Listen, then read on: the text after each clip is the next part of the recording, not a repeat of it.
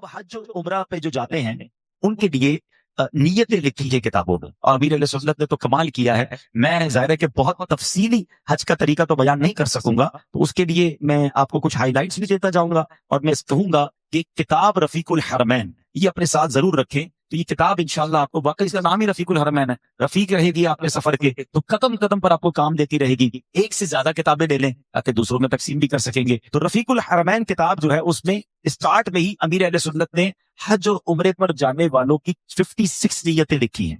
اچھا، نیتوں کا میں کمال آپ کو بتا دیتا ہوں کہ مثال کے طور پہ روایتوں میں آتا ہے کہ بندہ اپنے گھر سے نماز پڑھنے چلے، ہر ایک قدم پر اسے نیکی ملے گی اور ہر دوسرے قدم پر گناہ معاف ہوگا۔ اگر سیدی اعلیٰ حضرت فتاوی رضوی میں آپ نے 40 نماز کی یہ مسجد کے لیے جانے کے لیے نیتیں لکھی ہیں۔ آپ فرماتے ہیں اگر کوئی یہ نیتیں کر لے اور گھر سے مسجد کو جائے تو اب ہر قدم پر اسے 40 نیکیاں ملیں گی۔ یہ نیتیں ہیں جو ملٹیپلائی کر دیتی ہیں آپ کے نیک کام کو۔ امیر علیہ سنت نے 56 نیتیں لکھی ہیں، میں چند اس پہ سے پڑھ دیتا ہوں تاکہ مائنڈ سیٹ ہو جائے کہ واقعی نیکیوں کی کتنی پیاری پیاری نیتیں ہو سکتی ہیں۔ سب سے پہلی نیت جو حج کے لیے ہونی چاہیے، عمرے کے لیے ہونی چاہیے، کہ صرف رضائے الہی کے لیے حج کرو۔ اصل مقصد یہ ہو کہ اللہ کی رضا کے لیے حج کروں گا۔ دوسری، سبحان اللہ، اس آیت مبارکہ پر عمل کروں گا، وَأَتِمُّ الْحَجَّ وَالْعُمْرَةَ لِلَّهِ، حج اور عمرہ اللہ کے لیے پورا کروں، یعنی حکم قرآنی پر عمل کرنے کے لیے حج کروں گا۔ سبحان اللہ۔ پھر اس کے بعد فرمایا نبی پاک علیہ الصلوۃ والسلام کی پیروی میں حج کروں گا، آقا کی سنت بھی ہے نا، تو پیارے آقا کی پیروی میں حج کروں گا۔ چوتھی نیت، ماں باپ کی رضامندی لے لوں گا۔ ہاں، جس پر حج فرض ہو گیا ہے وہ اگر ماں باپ اجازت نہیں بھی دیتے تو اس کو حج کرنا ہوگا۔ شوہر بھی اگر اجازت نہ دے تو بیوی کو حج کرنا ہے تو وہ کر سکتی ہے۔ نفلی حج کے لیے ماں باپ کی اجازت بھی ضروری ہے اور بیوی کے لیے شوہر کی اجازت بھی ضروری ہے۔ البتہ یہ بعض اوقات لوگوں کے ذہنوں میں ہوتا ہے کہ جناب ماں باپ پہ حج نہیں کیا تو میں کیسے حج کر لوں۔ حج ہر انڈیویجول پر الگ الگ فرض ہے۔ پیسے میرے پاس ہیں، استطاعت میرے پاس ہے، ماں باپ کے پاس نہیں ہے، تو مجھ پر فرض ہو گیا، تو میں نے حج کرنا ہوگا۔ ہاں، اللہ توفیق دے، اس سے بڑی کیا سعادت ہوگی کہ ماں باپ کے ساتھ حج بندہ کرے۔ اور یہ ایک مشورہ بھی دے دیتا ہوں، کچھ لوگ ایک اور بھی مسٹیک تو نہیں کہوں گا اس کو، لیکن ایک کام کیا کرتے ہیں کہ ماں باپ کو حج پہ بھیج دیتے ہیں۔ بیرون ملک پہ مجھے کئی لوگ سن رہے ہوں گے، اوورسیز پاکستانی یہ بڑا کرتے ہیں کہ باہر سے پیسے بھیجا اور امی ابو کو حج پہ بھیج دیا۔ اب امی ابو کی عمر 75 سال ہو گئی ہے اور آپ نے ان کو اکیلے حج پہ بھیج دیا۔ اگر اللہ نے توفیق دی ہے نا تو خود جائیں اپنے ماں باپ کے ساتھ، انہیں اکیلا نہ بھیجیں۔ ہم نے کئی بوڑھے لوگوں کو پریشان ہوتے دیکھا، تکلیف میں دیکھا، راستہ نہیں ڈھونڈ سکتے، بات نہیں کر سکتے۔ تو اگر آپ اپنے ماں باپ کو اتنی بڑی سعادت دینا چاہتے ہیں تو ایک خادم بن کر خود بھی جائیں، ماں باپ کی ویل چیئر چلائیں گے، ان کو ساتھ پکڑ کے طواف کروائیں گے۔ سبحان اللہ، ماں کی دعا مل گئی تو ویسے ہی بیڑا پار ہو جائے گا۔ تو اگر ہو سکے تو بوڑھے بزرگوں کو اکیلا نہ بھیجیں، ضرور گھر کا کوئی فرد جوان ساتھ جائے تاکہ یہ جو سفر ہے اس میں ان کے لیے آسانی رہے۔ تو بہرحال بہت خوبصورت نیتیں ہیں، یہ نیتیں کریں۔ اور اس میں ماشاءاللہ ایک اور بڑی پیاری نیت یہ ہے کہ حاجت سے زائد توشہ، یعنی اخراجات رکھ کر رفقا پر خرچ اور فقراء پر تصدق، یعنی خیرات کروں گا۔ ایسا کرنا حج مبرور کی نشانی ہے۔ سب چاہتے ہیں نا حج مقبول ملے۔ مبرور حج اور مبرور اس حج اور عمرے کو کہتے ہیں جس میں خیر اور بھلائی ہو، کوئی گناہ نہ ہو، دکھاوا نہ ہو، سنانا نہ ہو، لوگوں کے ساتھ احسان کرنا، کھانا کھلانا، نرم کلام کرنا، سلام پھیلانا، خوش خلقی سے پیش آنا، یہ سب چیزیں ہیں جو حج کو مبرور بناتی ہیں، مقبول بناتی ہیں۔ تو اللہ نے توفیق دی ہو تھوڑے پیسے زیادہ رکھیں کہ وہاں لنگر کروں گا، اپنے ساتھی حاجیوں پر کچھ نہ کچھ صدقہ کرتا رہوں گا، کوئی غریب مل گیا تو اس کی مدد کروں گا، اور کچھ چیزیں ایکسٹرا رکھ لیں، ایک احرام ایکسٹرا رکھ لیں، چپل کی جوڑی ایک دو ایکسٹرا رکھ لیں، آپ کتاب رفیق الحرمین تھوڑی سی زیادہ رکھ لیں، کھانا اگر آپ اس طرح کی کوئی نمکو وغیرہ لے رہے ہیں تھوڑا سا رکھ لیں کہ چلو کسی حاجی کو ضرورت پڑی احرام کی، احرام پیش کر دوں گا، چپل پیش کر دوں گا۔ آپ اس نیت سے جب لے کے جائیں گے تو یہ حج مقبول کی نشانیوں میں سے ہے کہ حاجت سے زائد کچھ چیزیں رکھنی ہیں۔ تو جناب یہ ہو گئی بات کچھ نیتوں کی۔ اب آئیے، حج کی 3 قسمیں ہیں۔ اب آپ سے میں کچھ دہرائی کرواؤں گا، اگر حج پہ نہیں بھی جا رہے نا تو یہ یاد رکھیے گا کہ حج کا علم، یہ ہم بچپن سے پڑھتے آ رہے ہیں، اسلام کے 5 پلرز ہیں، 5 پلرز آف اسلام، بنیادی ارکان اسلام کے 5 ہیں۔ وہ کیا کیا ہے؟ حج، روزہ، زکوٰۃ، نماز اور کلمہ پاک کہنے یا توحید پر اقرار کرنا، ایمان لانا۔ تو بہرحال یہ جو حج ہے یہ ہمارے 5 بنیادی ارکان میں سے ہے۔ تو حج یاد رہے 3 قسم کے ہیں۔ کتنی قسم کے ہیں؟ حج قران، حج تمتع اور حج افراد۔ ہمارے پاکستان سے، انڈیا سے یا یورپ سے لوگ جو میقات کے باہر رہتے ہیں وہ عموماً حج تمتع کرتے ہیں۔ میں تینوں حجوں کی تھوڑی بات بتا دیتا ہوں۔ حج تمتع وہ ہوتا ہے کہ آپ عمرے کا احرام باندھتے ہیں اور مکہ پاک پہنچتے ہیں، عمرہ کرتے ہیں اور احرام کھول دیتے ہیں، فارغ ہو جاتے ہیں حلق وغیرہ کرانے کے بعد. اب آپ اپنے گھر کے کپڑوں میں وقت گزارتے ہیں اور حج پر جانے سے پہلے یعنی مینا عرفات جانے سے پہلے پھر احرام پہنتے ہیں اور اب حج کرتے ہیں. یہ آسان حج ہے، اس کا نام کیا ہے؟ حج تمتع. اور یہ حج کرنے والا کہلاتا ہے متمتع. حاجی کو کہتے ہیں متمتع. مشکل ہے، تمتع کرنے والا، آسان کر دو. دوسرا حج ہے حج افراد. اس میں حاجی ایک ہی باری میں حج کا احرام باندھتا ہے. یہ نارملی یہ حج جو ہے مکے میں رہنے والے، جدہ میں رہنے والے، ادھر رہنے والے وہ حج افراد ہی کر سکتے ہیں، وہ کوئی اور حج نہیں کر سکتے. تو وہ کیا کرتے ہیں کہ بنا جانے سے پہلے احرام پہنتے ہیں اور بنا چلے جاتے ہیں. اگر اب پاکستان سے کوئی حج افراد کرنا چاہتا ہے، یہ دنیا کے کسی اور ملک سے کرنا چاہتا ہے، تو وہ حج کا احرام باندھے گا، عمرے کا نہیں. کس کا احرام باندھے گا؟ حج کا. اور اس کا احرام کھلے گا کب؟ جب حج کا سارے اراکین وہ پورے کر لے گا، مینا عرفات کے معاملات، رمی، جمرات، قربانی. اب حج افراد کے لیے قربانی واجب نہیں ہے، تو پھر اس کے بعد اس کا احرام کھلے گا، یعنی حج کے بعد اس کا احرام کھلے گا. تو یہ تھوڑا سا ڈیفیکلٹ ہو گیا ہم لوگوں کے لیے. اچھا، تیسرا حج کیا ہے؟ وہ ہے حج قران. اچھا، نبی پاک علیہ الصلوۃ والسلام نے زندگی میں ایک ہی حج فرمایا، اور وہ کون سا حج کیا؟ حج قران. اچھا، حج قران افضل بھی ہے اور تھوڑا سا ڈیفیکلٹ، مشکل بھی ہے. کہتے جو چیز مشکل ہوتی ہے اس کا ثواب بھی زیادہ ہوتا ہے. تو حج قران کا معاملہ یہ ہے کہ اس میں ہم دو چیزوں کا ایک ساتھ احرام پہنتے ہیں، عمرے کا اور حج کا. ٹھیک ہے. اب عمرے اور حج کا جب آپ نے احرام پہن لیا تو آپ جا کر عمرہ تو کریں گے مگر احرام نہیں اترے گا. آپ حج تک احرام میں ہی رہیں گے، اور پھر حج کرنے کے بعد بنا عرفات کے معاملات، رمی، جمرات، قربانی کے بعد، حلق کروانے کے بعد آپ کا احرام اترے گا.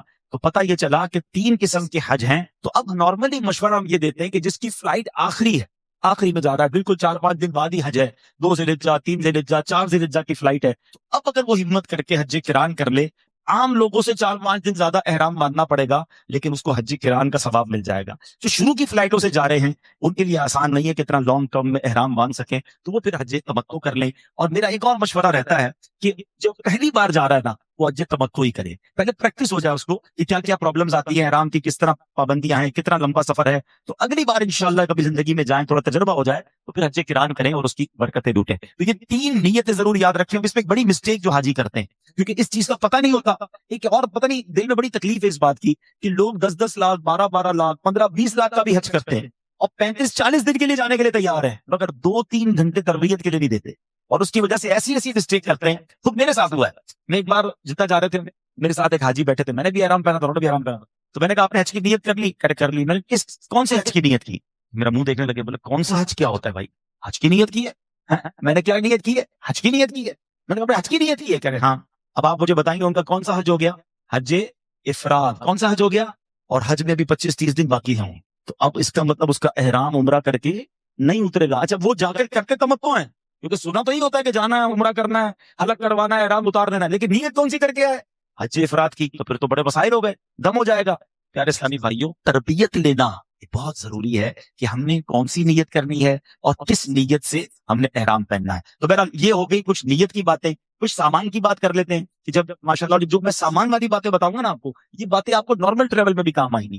تو کوشش یہ کریں، دیکھیں خاص طور پہ حاجی کے لیے، ٹریولر کے لیے سب سے مین چیز جو ہوتی ہے اس کا پاسپورٹ ہوتا ہے. حج میں تو فائدہ یہ ہوتا ہے کہ پاسپورٹ نارملی معلم کے پاس ہوتا ہے، آپ کے پاس ہوتا نہیں. ورنہ اگر انٹرنیشنل کہیں ٹریول کریں، اپنے پاسپورٹ کو بہت زیادہ کیئر کریں، سنبھالیں. کچھ ضروری دستاویزات کو اسکین کر لیں، اس کی پکچرز لے لیں. پاسپورٹ کی تصویر لے لی، حج ویزا کی تصویر لے لی، اپنے شناختی کارڈ کی تصویر رکھ لی، اپنے ٹکٹ کی تصویر رکھ لی، معلم کے کارڈ کی پکچرز لے لی. جو آپ کو حج سے پہلے ڈاکیومنٹس ملتے ہیں نا، ان سب کو تصویریں لے لیں. اسکین تو ضرورت بھی نہیں ہے، موبائل سے تصویریں لے لی، اور یہ تمام تصویریں کسی فولڈر میں اپنے پاس بھی سیو کر لی، کسی گھر کے فرد کو بھی دے دی. خدا نہ خواستہ وہاں آپ کو ضرورت پڑے تو آپ کسی کو فون کر کے وہ تصویریں واٹس ایپ پہ اپنے پاس منگوا سکتے ہیں. تو ضروری ڈاکیومنٹس ہمیشہ اسکین ہونے چاہیے. ٹھیک ہے نا. یہ اور بھی بہت ساری چیزوں کے لیے آپ سوچ سکتے ہیں. آپ کی اسناد ہیں، آپ کے سرٹیفکیٹس ہیں، آپ کے پراپرٹی ڈاکیومنٹس ہیں، زندگی کے جتنے قیمتی ڈاکیومنٹس ہیں نا، اگر کہیں سنبھال کے رکھیں تو بھائی جان اس کو اسکین بھی کر لیں. کبھی آگ بھی لگ سکتی ہے، کبھی چوری بھی ہو سکتے ہیں. آپ کے پاس کاپی نہیں ہوگی تو کیا کرو گے؟ اس کو کیسے پروف کرو گے؟ تو یہ کام آنے والی چیزیں ہیں. اس کو اسکین کر کے رکھ لیں، اس کی پکچرز لے کے کہیں فولڈر میں سنبھال کے رکھ لیں. دوسری مین چیز ہوتی ہے آپ کا بیگ مضبوط نہیں ہے نا تو آپ کا سفر ڈسٹرب ہو جائے گا. بیگ کی بہت ساری قسمیں ہیں، لیکن آج کل ماشاءاللہ یہ جو 4 ویل والے بیگ آئے ہیں، ایک تو ٹرالی بیگ لیا کریں، ٹھیک ہے، اور جس کے 4 پہیے ہوں اور مضبوط لیں. بیگ میں کنجوسی نہ کریں. میں ہمیشہ مشورہ دیتا ہوں کہ ہم 20 لاکھ کا حج تو کرتے ہیں، بیگ چاہتے ہیں 3,000 سستا مل جائے. بیگ مہنگا لیں، ورائٹی والا لیں، اور اس نیت سے لیں کہ انشاءاللہ 12 بار مدینے لے کے جاؤں گا. ایک ہی حج تھوڑی کرنا ہے یار انشاءاللہ، ایک ہی بار مدینے تو نہیں جانا ہے، وہاں جا کے تو بار بار لے کر آ رہی ہے نا اجازت. تو بھائی ایسا خرچہ کرو کہ بار بار آپ کے ساتھ حج کرے، وہ بار بار آپ کے ساتھ مدینے جائے. VIP اچھی کوالٹی کا بیگ لے تاکہ آپ کو موومنٹ میں، چلنے میں، پھرنے میں آسانی رہے. نمبر 1. دوسری چیز اس پہ کنجوسی بالکل نہیں کرنی چاہیے، وہ ہے چپل. اگر آپ نے چپل 2 پٹی والے چپل چونکہ احرام میں ہم پہن سکتے ہیں نا، تو 2 پٹی والے چپل بہترین کوالٹی کے لیں. 500 روپے مہنگا لیں، کیونکہ اس چپل کے ساتھ پہن کر آپ نے میلوں چلنا ہے. اور اگر اس چپل نے کاٹ لیا نا آپ کو، تو سارا سفر آپ کا گیا. اب آپ پیر پہ زخم پڑ گیا ہوگا. میں نے چھالے پڑتے ہوئے دیکھیں لوگوں کو، آبلے پڑتے ہوئے دیکھیں. بیسٹ چپل لیں. آپ چپل کو کیسے فرینڈلی کرنا ہے وہ میں آگے بتاتا ہوں. تیسری، بیسٹ کوالٹی کا احرام لیں. احرام میں بھی کنجوسی نہ کریں یا سستا والا دکھاؤ، نہیں، سب سے اچھا والا دکھاؤ. احرام پہننا ہے بھائی، یہ پہلے تو روتے ہیں احرام کب ملے گا. احرام مل رہا تو اچھا والا لو تاکہ آپ پہن کے اور کمفرٹیبل فیل کرو. احرام لیتے وقت ایک غلطی کیا کرتے ہیں لوگ کہ احرام لیا اور بیگ میں رکھ لیا. کچھ لوگ تو ایئرپورٹ پہ اور کچھ لوگ جہاز میں احرام کھولتے ہیں کہ جہاز میں پہن لیں گے. اب جب کھولا تو پریشان ہیں، اور اس کی سائز کا ہی نہیں ہے. کچھ لوگ ماشاءاللہ لمبے ہوتے ہیں، کسی کا چھوٹا ہوتا ہے، کوئی ہیلدی ہوتا ہے. اب احرام ہی نہیں آ رہا، پریشان. اب کس سے دوسرا احرام مانگے؟ اچھا، دوسرا احرام پہ عموماً کلف لگا ہوا ہوتا ہے. ٹھیک ہے، جب آپ رائٹ اوے جس دن پہننا اسی دن کھولیں گے نا، تو کلف والا کپڑا آپ خود بھی سمجھتے ہیں کہ آپ کی باڈی پر ٹچ ہوگا تو آپ کو مزہ نہیں دے گا. تو بیسٹ یہ کہ اچھی کوالٹی کا کاٹن کا ایک احرام لے لیں اور ایک تولیے کا احرام لیں. اور ان دونوں احرام میں خاص طور پہ جو کاٹن کا احرام لیں اس کو دھو لیں تاکہ وہ اور سافٹ ہو جائے گا، آپ کی باڈی کے لیے اور کمفرٹیبل ہو جائے گا. ٹھیک ہے، اور ایسا بھی دیکھ لیں کہ وہ احرام میں آپ کا جسم تو نہیں چھلک رہا، کیونکہ اگر ستر کی جگہ چھلک رہی ہے تو وہ جائز بھی نہیں ہوگا. پانی پڑتا ہے وضو کا تو جسم چھلک رہا ہوتا ہے. تھوڑا سا موٹا اچھی کوالٹی کا کاٹن، اچھی کوالٹی کا تولیے کا احرام لے، اپنی سائز کو چیک کر لے. اور اگلا جو ہے بیلٹ. بیلٹ بھی کئی قسم کے آتے ہیں، لیکن یہ جو ٹریولر بیگ آج کل آتے ہیں نا، اس طرح کا کوئی بیلٹ لیں جس میں آپ کا موبائل فون، آپ کی مسواک، کچھ پیسے یا کوئی بھی ضروری چیز رکھنا چاہتے ہیں، اتنی جگہ تو ہو تو آپ اس کو رکھ سکیں گے. اور آپ کو باندھنا اس میں ذرا آسان ہوتا ہے، اس کو کھولنا باندھنا آسان ہوتا ہے. جبکہ ٹریولر بیگ ہوتا ہے اس کا بکل ہوتا ہے جس کی طرح آرام سے آپ باندھ لیتے ہیں. تو یہ چیزیں بڑی اچھی کوالٹی کی لینی ہیں تاکہ آپ کا سفر جو ہے وہ بڑا آسان رہے. زندگی کا اصول بنا لیں کہ کبھی کسی کا پارسل نہیں لینا ہے. یہ اتنا بڑا ایشو ہے کہ آپ کو کوئی نہ کوئی کہے گا کہ دوائی لے جائیے گا، ہمارے فلاں رشتے دار پہلے گئے ہوئے ہیں تو یہ ذرا ان کے لیے مٹھائی لے جائیے گا، فلاں چیز لے جائیے گا. ہم نے بڑے حادثے ہوتے دیکھے ہیں. جائے کہ جب تک آپ کا کوئی بلڈ ریلیشن نہ ہو، آپ اس کو جانتے نہ ہو، اور آپ کو لگتا ہے کہ بھائی اس پہ بھروسہ کر سکتا ہوں، یہ چھوٹا موٹا بھروسہ نہیں ہے، یہ زندگی موت کا بھروسہ ہے. اگر کسی نے آپ کو کوئی ایسی چیز دے دی جو وہاں ممنوع ہے تو آپ کئی برسوں کے لیے جیل میں جا سکتے ہیں، سزائے موت بھی ہو سکتی ہے. اب آپ سوچ رہے ہیں میں اس پہ اتنا بھروسہ کر سکتا ہوں کہ نہیں کر سکتا. میں کیا کرتا ہوں، میں آپ کو اول تو میں لیتا نہیں کسی سے چیز. اگر کسی نے کہا نا کہ بھائی مثال کے طور پہ فلاں دوائی لے جانی، اب بہت کلوز بھی ہے، منع بھی نہیں کر سکتے، میں کہتا ہوں دوائی کا نام بتا دو، میں خود اسٹور سے لے لوں گا. 500 روپے کی دوائی میں لے لوں، وہ زیادہ اچھا ہے. اور نہیں اس کی دوائی میں بھائی شک نہیں ہے، ہو سکتا ہے اس کو کسی نے دی ہو، ہمیں جو دے رہا ہے اس کو بھی تو ہو سکتا ہے کسی نے دی ہو. ٹھیک ہے نا. تو آپ نے کوشش یہ کرنی ہے کہ اول تو ٹریول کے دوران کسی کا سامان نہیں لینا، اور اگر لینا ہے تو اپنی کسٹم خود کر لیں، اپنے گھر میں کھول دیں اس کے سامان کو، ایک ایک چیز خود چیک کر لیں، ورنہ ایسا نہ ہو کہ آپ تکلیف میں آ جائیں. تو یہ وہ باتیں ہیں جو آپ کو ہر سفر میں کام آئیں گی، مگر حج کے سفر میں بڑے مسائل ہو جاتے ہیں. اچھا، اسی طرح بعض اوقات ایئرپورٹ پر آپ کو کوئی جا رہے تھے، کوئی شخص آیا تھا، میرا بیٹا بیگ پکڑ لے، بیگ میں آپ سے بعد میں لے لوں گا. یہ بہت اچھی نیکی ہے کسی کا سامان اٹھانا، لیکن مہربانی کر کے ایئرپورٹ میں یہ کام مت کیجیے گا. ایئرپورٹ کے بعد آپ بے شک بنا عرفات میں جس کا بیگ اٹھانا اٹھاتے ہیں، اگر اللہ نے آپ کو ہمت دی ہے. یہ ایئرپورٹ کے معاملات جو بڑے رسکی ہیں، اس پہ آپ نے بہت احتیاط کرنی ہے. اچھا جناب، اب آ گیا معاملہ، کچھ سامان پر بات ہو گئی، اب ہم احرام باندھنے کا طریقہ سمجھ لیتے ہیں. دیکھیں، سب سے بڑا ایشو پتہ کیا ہے ہمارے شہر کے لوگوں کا؟ ان کو احرام سے بڑی، ایک طرح سے جملہ تو اچھا نہیں ہے کہ توفت ہوتی ہے، وہ ڈسکمفرٹ فیل کرتے ہیں، اور جلدی احرام اتارنے کے چکر میں بہت ساری غلطیاں کرتے ہیں. یعنی اگر آج آپ احرام کو صحیح باندھنا سیکھ لیں اور اپنے آپ کو احرام فرینڈلی کر لیں، آپ کا حج آسان ہو جائے گا، مزہ آئے گا آپ کو. یعنی ہم میں سے کئی ایسے لوگ ہیں جن کو حج کران بھی مشکل نہیں لگتا، کیونکہ وہ احرام میں بھی ایسے فیل کر رہے ہوتے ہیں جیسے کپڑے پہنے ہوئے ہیں، تو پھر کیا پرابلم ہے. لیکن جب آپ کو احرام ماد اللہ کاٹ رہا ہے، آپ کو لگ رہا ہے جلدی اتارو اس کو، پھر آپ مزیدار طریقے سے حج نہیں کریں گے. تو احرام فرینڈلی کیسے بن سکتے ہیں، اپنے آپ کو احرام کے ساتھ عادی کیسے بنا سکتے ہیں؟ ہم شہر کے لوگوں کا سب سے بڑا پرابلم یہ ہے کہ ہم جو ہے وہ جناب والا تیبند نہیں باندھ سکتے. گاؤں کے لوگ تو تیبند پہن کے گھوم رہے ہوتے ہیں، اس لیے ان کو احرام میں بھی پرابلم نہیں ہوتی. ہمیں سب سے زیادہ جو ٹینشن ہوتی ہے نا وہ تیبند کی ہوتی ہے، یا کھل نہ جائے یا سنبھالوں کیسے. تو آج اتنا آسان میں آپ کو طریقہ بتا دیتا ہوں. اگر آپ یہ تہبند باندھنا پراپر سیکھ جائیں گے، اصل چیز تہبند ہے، اوپر کے تولیے کا اتنا ایشو نہیں ہے، اصل یہ تہبند ہے جس کو آپ کو باندھنا ہے. احرام کو پہلے چیک کرنے کا طریقہ بتا دیتا ہوں کہ احرام کا سائز چیک کیسے ہوگا کہ یہ سائز میرے پراپر ہے کہ نہیں. اپنی ناف سے 3-4 انچ اوپر کا کنارہ رکھیں اور یہ دیکھ لیں کہ یہ میرے پیروں کے کنارے تک جا رہا ہے، تو ٹھیک ہے، یہ سائز اوکے ہے، یہ مجھے اوکے ہے. ایسا نہ ہو کہ ہم ناف میں رکھیں پہلے ہی وہ ٹخنوں سے اوپر ہے जब आप फोल्ड करेंगे तो वो और ऊपर आ जाएगा और बड़ा अजीब गरीब, और ये इतना बड़ा है कि अगर आप पैरों के भी कहीं 2-4 फीट नीचे जा रहा है तो फिर इसका मतलब आपने बड़ा एहराम ले लिया। तो ये साइज ओके है मेरे लिए, ठीक है। अब आप देखें, मैं इसको नाफ से ऊपर रख रहा हूँ और ये मेरे पैरों को टच कर रहा है। अच्छा, अब आपने क्या करना है, इन दोनों किनारों को आपने आपस में मिलाना है, बिल्कुल सारे बल खोल दे, और आपने ये देख लेंगे ऊपर कोई बल नहीं होना चाहिए, ठीक है, सिंपल। ये दोनों किनारों को आप मिला लें, आपने मिला लिया।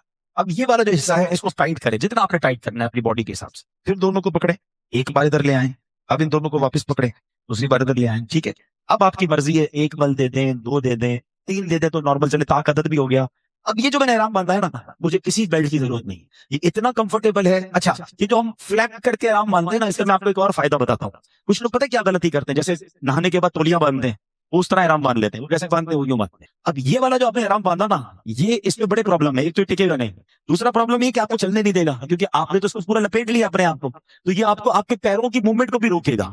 लेकिन जब आप ये फ्लैप वाला जो मैंने आराम बांधने का आपको तरीका बताया, अब आप देखेंगे पहले मैं आपको सिखा रहा था तो मुझे कुछ थोड़ा सा टाइम ज्यादा लगा, अब मैं आपको सिखा नहीं रहा हूँ, अब मैं अपने लिए बांध रहा हूँ। मिसाल के तौर पे मैंने वॉशरूम से फारिग हुआ हूँ, मैंने वुजू वगैरह किया है, ये आराम बाजों का क्या कहते हैं, गीला हो जाता है और फिर टाइट करना है। अब आप बातों बातों में हम आराम बांध लगे और इंशाल्लाह 25-30 सेकंड के अंदर आपका ये आराम बन गया। अब ये आराम बन गया, अब इसका फायदा क्या है, जब ये आपका फ्लैप वाइज होगा ना, तो इसका फायदा ये होगा कि जब आप पैर उठाएंगे ना, तो इसकी मूवमेंट में कोई प्रॉब्लम नहीं होगी। दूसरा, तेज हवा चली, तो ये एक फ्लैप ऊपर भी हो गया, तो नीचे वाला फ्लैप आपकी, ये नीचे वाला जो हिस्सा है आपकी पर्दा पोशी भी करेगा, सितर भी नहीं खुलेगा। तो ये सबसे आसान तरीका है। जब आप ये एहराम बांध लेंगे इस तरह, फिर आपको टेंशन नहीं होगी। अच्छा, इसमें एक और चीज मैं बता देता हूँ, दोबारा मैं खोल के बांध देता हूँ।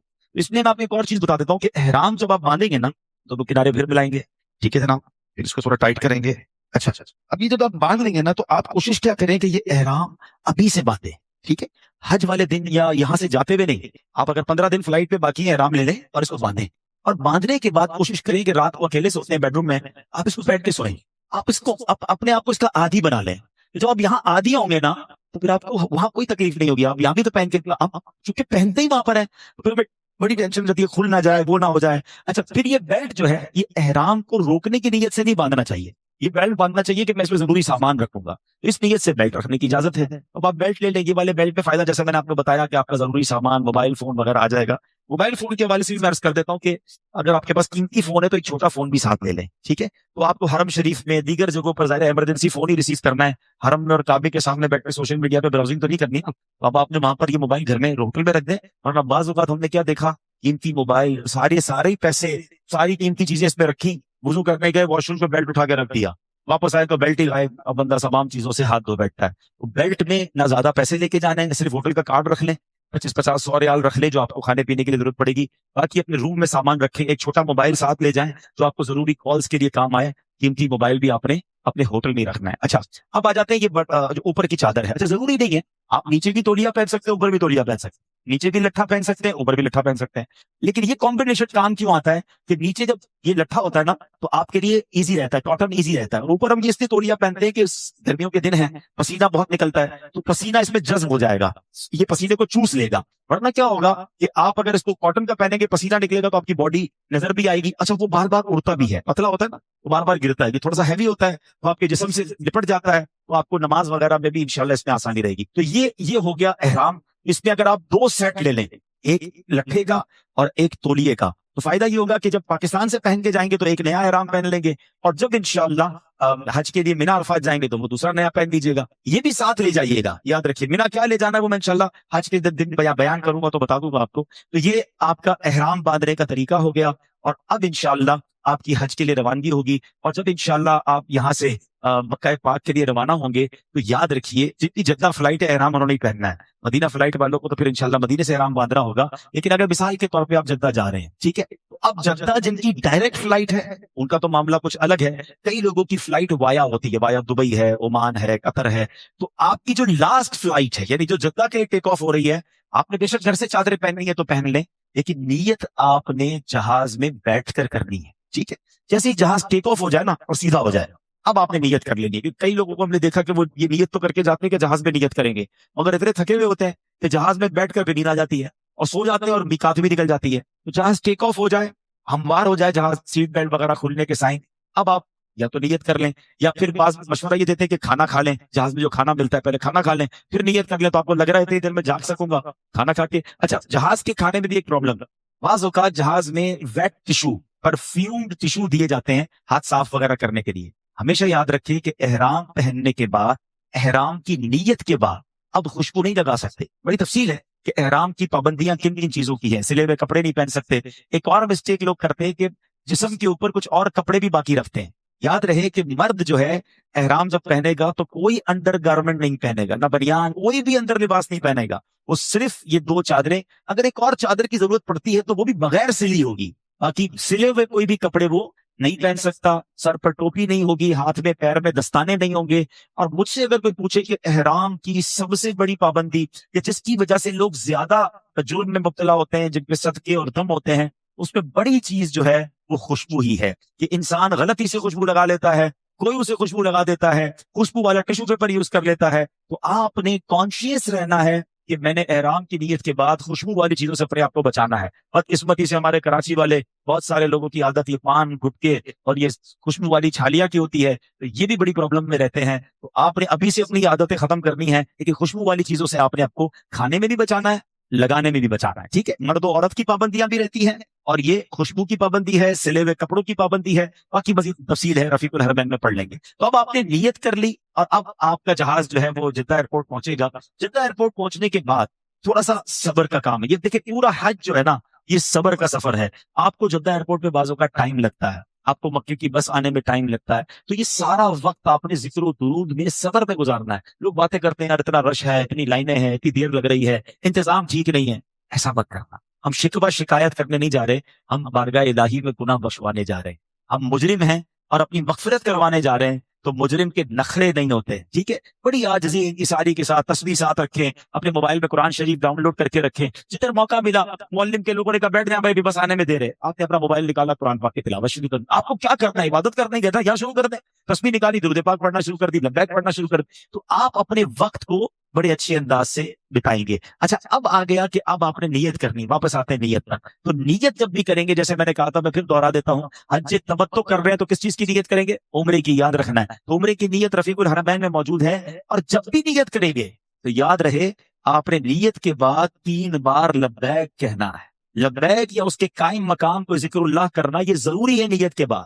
اور پھر لبیک کہہ کر جو وقت ہے یہ خاص دعا مانگنے کا، دعا کی قبولیت کا وقت ہے. جب لبیک کہیں تو اس کے بعد خوب دعائیں مانگے کہ نبی پاک دنیا اور آخرت کی بھلائی کی دعائیں مانگا کرتے. تو یہ دعا کی قبولیت کا وقت ہے. اور سبحان اللہ، لبیک بھی کیا کمال کا وظیفہ ہے. ایسا وظیفہ ہے، اللہ پاک ہم سب کو بار بار پڑھنا نصیب فرمائے. اگر لبیک کی فلسفی کو، لبیک کے فلسفے کو سمجھ لو نا تو مزہ ہی نرالا ہو جاتا ہے. ہم اور آپ اسکول میں پڑھتے رہے، مدرسے میں جاتے رہے، جب بھی ہمارا نام پکارا جاتا تھا ہم کیا کہتے تھے؟ لبیک، پریزنٹ، اپنی حاضری لگاتے تھے. تو گویا آپ ادھر اپنی حاضری لگا رہے ہیں. لبیک اللہم لبیک، اے میرے مولا میں حاضر ہوں. لبیک لا شریک لک لبیک، تیرا کوئی شریک نہیں میرے مولا میں حاضر ہوں. ان الحمد والنعمت لک والملک، اے اللہ نعمتیں بھی تیری، تعریف بھی تیری، ملک بھی تیرا، تیرا کوئی شریک نہیں، میں حاضر ہوں. جب اس کیفیت سے لبیک پڑھو گے نا کہ مجھے بلایا گیا ہے اور میں حاضری لگا رہا ہوں، میری حاضری قبول کر لی جائے تو میری مغفرت ہو جائے گی، میرا بیڑا پار ہو جائے گا. ان کیفیات کے ساتھ جب آپ لبیک پڑھیں گے تو انشاءاللہ آنکھوں سے آنسو بھی نکلیں گے. اللہ مجھے اور آپ کو احرام پہن کر لبیک کی صدائیں بلند کرنے کی توفیق عطا فرمائے. اور میں آپ کو صحیح بتاؤں، ابھی میں تربیت کے لیے میں نے احرام کی چادریں پہنی ہیں، لیکن جب واقعی بندہ احرام پہنتا ہے، واقعی احرام کی نیت کرتا ہے، اب اس وقت جو لبیک پڑھتا ہے اس کی کیفیت ہی اور بن جاتی ہے. وہ اسپیچ لیس ہو جاتا ہے. دنیا کے برانڈڈ کپڑے، قیمتی ترین لباس پہننے کا مزہ اور ہے، اور سارے کپڑے اتار کر لچے کا اور کولیے کا احرام پہننے کا لطف اور ہے. کی سزا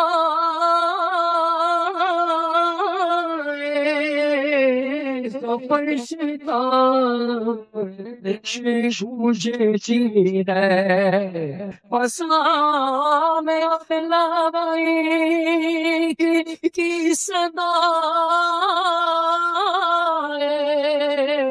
ظفر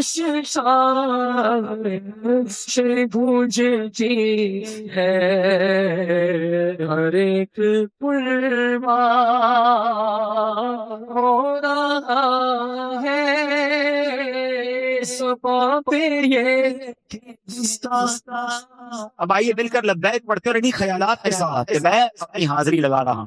لبیک اللہم لبیک لبیک لا شریک لک لبیک ان الحمد والنعمت لک والملک لا شریک لک لبیک اللہم لبیک لبیک لا شریک لک لبیک ان الحمد والنعمت لک والملک لا شریک لک لبیک اللہم لبیک لبیک لا شریک لک لبیک ان الحمد والنعمت لک والملک لا شریک لک۔ اب حاجی کا سب سے افضل وظیفہ ہی لبیک، پڑھتے رہے جتنا ہو سکے۔ اب چونکہ عمرے کے لیے جا رہے ہیں، جیسے ہی حجر اسود کا استلام کریں گے اب لبیک رک جائے گی، پھر حج کا احرام پہنیں گے پھر لبیک جاری ہوگی اور وہ جمرات کی رمی تک جاری رہے گی۔ تو بہرحال اب آپ الحمدللہ اللہ کی رحمت سے مکے پہنچ گئے۔ مکے پہنچنے کے بعد ذرا تصور کیجئے، یہ وہ شہر ہے جہاں میرے آقا علیہ السلام نے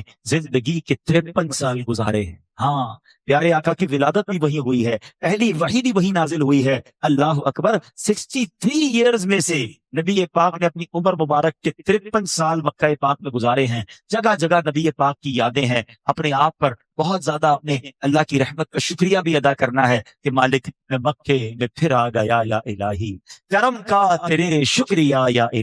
لا الہ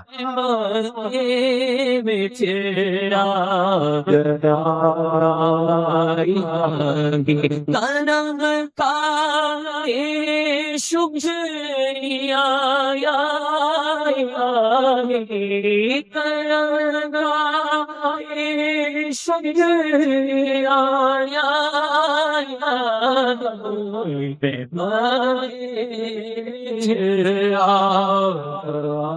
اب انشاءاللہ مکے پہنچ گئے۔ اب اس کے بعد آپ نے جلدی نہیں کرنی ہے۔ ایک بڑی مسٹیک حاجیوں سے یہ ہوتی ہے کہ وہ ہوٹل پہ جاتے ہی کہتے جلدی چلو یار عمرہ کر لیتے ہیں۔ اس کی بڑی وجہ پتہ کیا ہے؟ احرام اتارنے کی جلدی۔ ابھی میں نے کہا نا احرام فرینڈلی ہو جاؤ گے تو جلدی ختم ہو جائے گی، تو آپ نے جلدی نہیں کرنی۔ اب آپ خود سوچئے، گھر سے چلے 4 گھنٹے پہلے، فلائٹ سے 5 گھنٹے پہلے ایئرپورٹ پہنچے، پھر فلائٹ پہ بیٹھے، بعض اوقات دبئی جاتا ہے، دبئی میں اسٹے، پھر جدہ سے مکہ۔ آپ کو مکے پہنچتے پہنچتے 15-20 گھنٹے لگ چکے ہیں، تھک کے چور ہو جاتا ہے انسان۔ کس بات کی جلدی ہے بھائی؟ اچھا عمرہ کر کے پھر کیا کرنا ہے؟ آرام کرنا ہے، تو پہلے آرام کر لو نا بھائی، ٹھیک ہے؟ احرام کے ساتھ میں سونا جائز ہے، تو آپ نے جلدی نہیں کرنی ہے۔ آپ نے وہاں جا کر مکے پاک کے اپنی ہوٹل میں جائیں، سو جائیں۔ نماز کا ٹائم نہیں تو سو جائیں، نماز کا ٹائم ہے نماز پڑھیں، بھوک لگی تو کھانا کھا لیں، چائے کی عادت ہو تو چائے بھی پی لیں۔ ہر ایسی چیز سے فارغ ہو جائیں جو آپ کی خشوع و خضوع، آپ کے فوکس کو ڈسٹرب کرے۔ کوئی جلدی نہیں ہے آپ کو، آپ 12 گھنٹے بعد عمرہ کریں۔ اچھا ہوتا کیا، کچھ دوست آپ کہتے ہیں ابھی تو عمرہ نہیں کیا، ہم تو عمرہ کر کے آ گئے، ہم نے تو احرام بھی اتار دیا۔ کوئی بات نہیں، ماشاءاللہ اللہ آپ کا عمرہ قبول فرمائے۔ آپ آرام کریں، میں اس کی وجہ بتاتا ہوں۔ 20 گھنٹے کا جاگا ہوا بندہ کعبے کے سامنے جائے گا، کیسے دعا مانگے گا، کتنی دیر دعا مانگے گا، تھکن چاداری ہوگی، آنکھیں بند ہو رہی ہوگی، طواف کرے گا۔ حالانکہ ہم نے تو سوچا ہوا ہے کہ ہم کعبے پر جائیں گے تو رو رو کے دعائیں مانگیں گے، پہلی نظر کعبے پہ پڑے گی، اللہ اکبر، وہ کیسی نظر ہوتی ہے؟ اس کے لیے تو فریش ہونا ضروری ہے نا۔ آپ پہلے فریش تو ہو جائیں، بلکہ اگر آپ غسل بھی کرنا چاہتے ہیں تو بغیر صابن وغیرہ استعمال کیے آپ شاور بھی لے لیں، اس کی بھی اجازت ہے۔ احرام کھولیں، شاور لے لیں، پھر احرام پہن لیں، خوشبو آپ وغیرہ استعمال نہ کریں، اور اب آپ فریش ہو کر اب آپ جائیں کعبے کی طرف، اب آپ جائیں حرم پاک کی طرف۔ ایک مسٹیک کچھ لوگ کرتے ہیں، کیونکہ وہ جب پہلی بار مکے جاتے ہیں تو راستے بھول جاتے ہیں، تو اپنی ہوٹل کا کارڈ لے لیا کرو، اپنے بیلٹ پہ رکھ لیں، بچے ساتھ ہیں، فیملی کے لوگ ساتھ ہیں، ان کو بھی ہوٹل کا کارڈ دے دیں تاکہ آگے پیچھے کوئی نہ ہو جائے۔ اب آپ حرم پاک میں جائیں، اور سبحان اللہ، جو کعبے کو دیکھ کر پہلی نظر پڑتی ہے نا، تو اس وقت جو دعا مانگی جائے یہ خاص قبولیت کا وقت ہے۔ اور میں آپ کو سچ بتاؤں، کسی نے 1000 بار کعبہ دیکھا ہو، 1000 بار ٹی وی پر دیکھا ہو، سینکڑوں بار مکے جا کر دیکھا ہو، لیکن جب کعبے کے سامنے دوبارہ بھی جاتا ہے نا انسان، سپیچ لیس ہو جاتا ہے، اس کو سمجھ نہیں آتا میں کدھر آ گیا، یقین ہی نہیں آ رہا ہوتا کہ واقعی میں اللہ کے گھر کے سامنے کھڑا ہوں جہاں ہر وقت رحمتیں نازل ہو رہی ہیں، اور اب یہ خاص وقت ہے دعا مانگنے کا۔ خوب آنسوؤں کو بہنے دیجئے، خوب دعائیں مانگیے۔